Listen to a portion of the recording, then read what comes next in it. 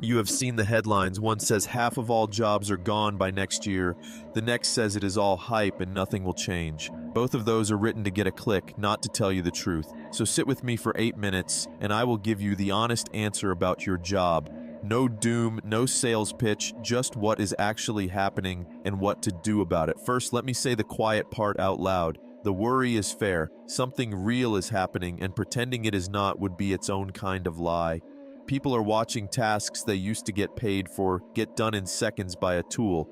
That is unsettling, and you are allowed to feel it. But the fear is aimed at the wrong thing. Almost everyone is asking, will a robot take my job? That is the wrong question, and it pushes you into either panic or denial, and both of those leave you worse off. There is a better question, and it changes the whole picture. Here is the idea that makes sense of all of it. Your job is not one single thing. It is a bundle of tasks. A bookkeeper does not just do one job. They chase receipts, enter numbers, catch errors, answer client questions, and explain what it all means.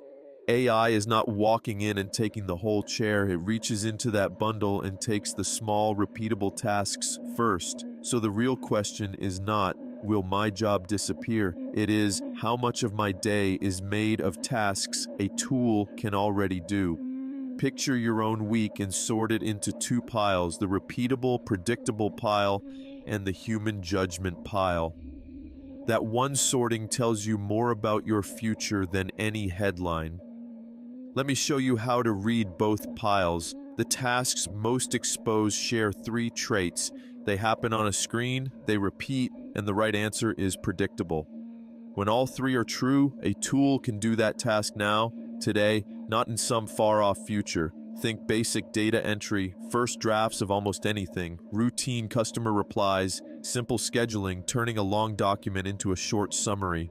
Not because the people doing them are not smart, but because the task is exactly what these tools were built for. If your day is mostly this pile, the honest truth is that part of your work is already being done cheaper somewhere, and you want to hear that now while you still have room to move. Now the other pile, work that needs a human in the room, holds up far better. Hands on a real problem, trust you have to earn, judgment in a messy situation where there is no clean right answer, care that a person can actually feel, a plumber tracing a leak behind a wall, a nurse reading a patient who says they are fine but are not, a teacher reaching a kid who has given up, someone closing a deal where the real objection is never said out loud, someone leading a team through a hard week. A tool can help every one of these people. It cannot be them. The closer your work sits to another human and a decision that matters, the firmer your ground. But do not get too comfortable on that ground, because the line between the two piles keeps moving. Every year these tools reach a little deeper and take a few more tasks that used to need a person. Some work that felt safe 5 years ago sits in the exposed pile now. And here is the other half of the honest answer, the half the scary headlines leave out. It moves slower in real life than it does in a demo. Businesses are slow to change. Trust takes time to build. Rules and old habits drag on everything, so you are not standing in front of a wave that hits tomorrow. You have time. The only real mistake is spending that time looking away instead of getting ready. So who is actually safe? Here's the part nobody frames for you. The safest people are not the ones hiding from this, and they are not all tucked away in some protected industry. They are the people who learn to use the tool to get a result that someone will pay for. Think about the difference. If a tool can do a task, the person who loses is the one who only did that task and nothing more. The person who wins is the one who picks up that same tool and uses it to solve a real problem for a business. One is competing with the tool, the other is selling it. Same technology, opposite outcome, and this is not theory. A regular person with no special degree can set up one simple system for a local business, answer the calls they keep missing, follow up with the leads they keep losing, ask their happy customers for the reviews they never ask for, and get paid every month to keep it running. They did not beat the AI.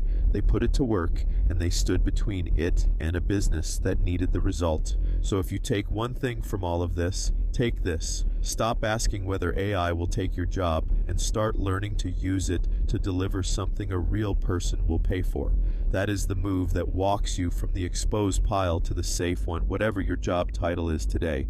And no, this does not mean learning to code or going back to school. It means taking one real problem a business actually has: the missed calls, the slow follow-up, the reviews they never collect, and using these tools to fix it. Start small, pick one tool, solve one problem for one business, even for free at first, just to prove it works. That single skill, putting AI to work on a real-world problem, is the thing that keeps you safe in any job market. So here is the honest answer in one line: some jobs, yes. Most jobs, no, not the whole job. And the safest seat of all belongs to the person who uses these tools to get paid. That is a skill you can start building this week, and most people have not started yet, which means you are not behind, you are early.